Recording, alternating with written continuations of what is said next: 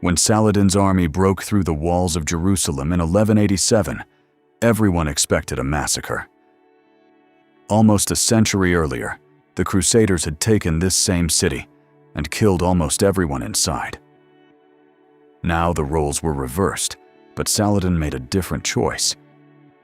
He let the people go free.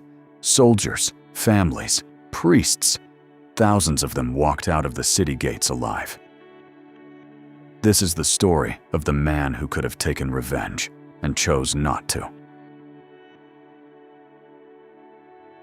Saladin was born in 1137 in the town of Tikrit in what is now Iraq. His family were Kurds, not Arabs, which made his later rise even more remarkable. His father commanded a fortress and moved the family to Damascus soon after his birth. There, young Saladin grew up close to the court of Nur ad-Din, a powerful Muslim ruler fighting against the Crusaders. As a boy, he cared more about religion and poetry than about war. Nobody expected him to become a soldier, let alone a legend. In 1164, Saladin joined his uncle Shirkuh on a military campaign into Egypt. Egypt was rich, but weak, torn apart by rivalries at its own court. For 5 years, Shirkuh and Saladin fought there, on and off alongside and against the Crusaders, who wanted Egypt for themselves. Then, in 1169, Shirkuh suddenly died. To everyone's surprise, the Egyptian court chose young Saladin as the new vizier, the most powerful official in the land. He was 31 years old, and he had never wanted the job. He took it anyway. For 200 years, Egypt had been ruled by the Fatimids, who followed Shia Islam. Saladin served a Sunni master, Nur ad-Din, who saw the Fatimid Caliphate as illegitimate. In 1171, Saladin made his move. He ordered the Friday prayers to be spoken in the name of the Sunni Caliph in Baghdad instead. No soldiers were needed. No battle was fought. With a single religious command, 200 years of Fatimid rule ended quietly. It was a strange kind of revolution, and it made Saladin's religious legitimacy unshakable across the Muslim world. In 1174, Nur ad-Din died in Damascus. His heir was an 11-year-old boy, far too young to hold together an empire under constant threat. Saladin faced a choice. He could stay loyal and serve the child as a guardian, or take power himself. He chose himself.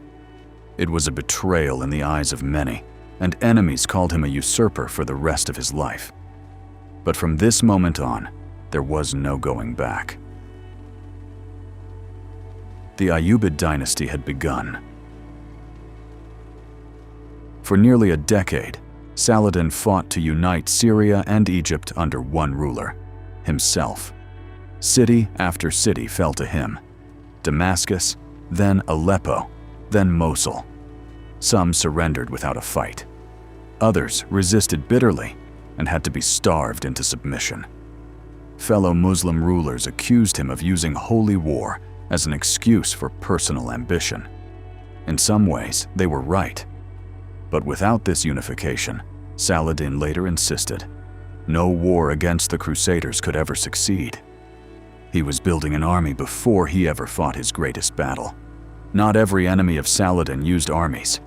In 1175, and again in 1176, killers from the assassin sect attacked him personally, slipping past his guards with hidden knives. Both times, he survived, wounded but alive. After the second attempt, he changed how he lived completely. He slept in a specially built wooden tower, guarded day and night, trusting almost no one near him while he slept. The attacks failed to kill him, but they gave him something else, a reputation as a man who could not be touched.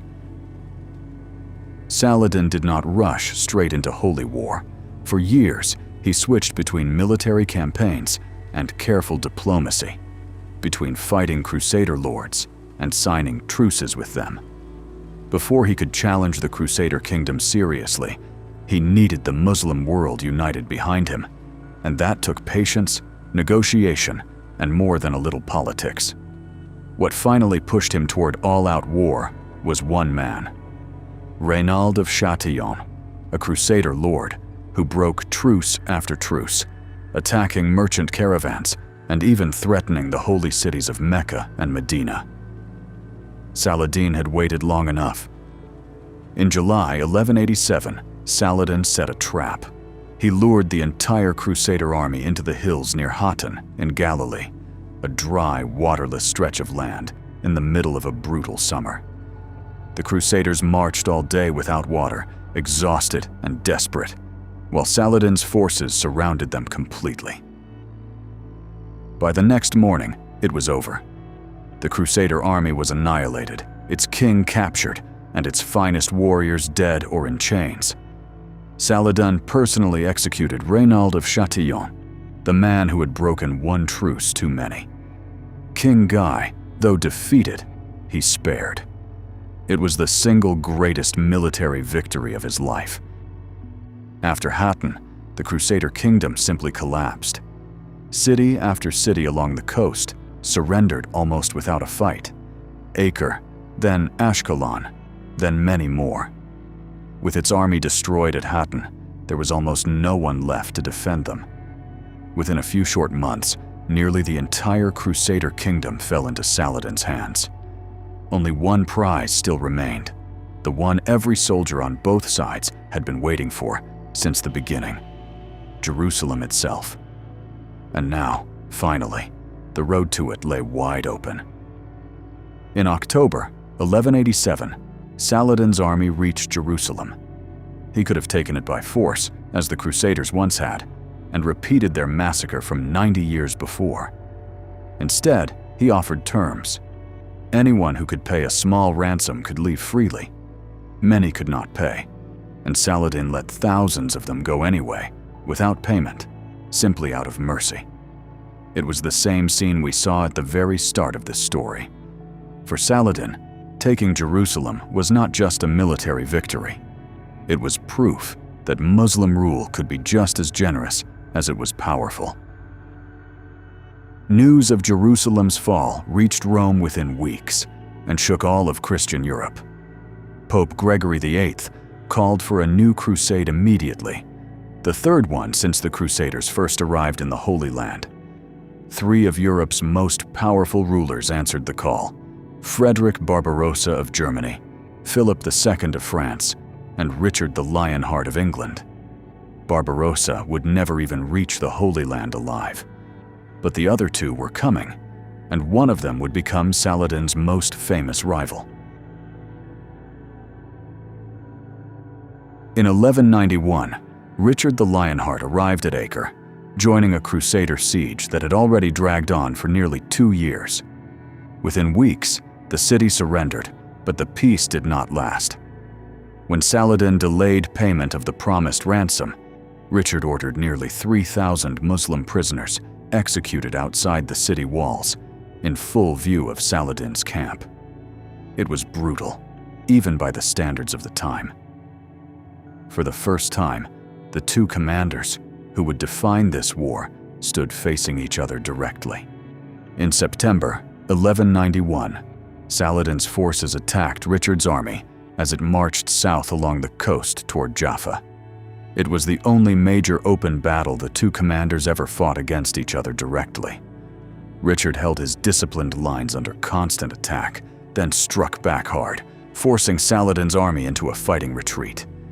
It was a clear tactical win for Richard, but not a knockout blow. Saladin's army survived intact, and both men, watching each other across the battlefield, recognized something rare, an opponent worthy of real respect. What followed was strange for 2 men still officially at war. Saladin sent his own physician to treat Richard when he fell seriously ill.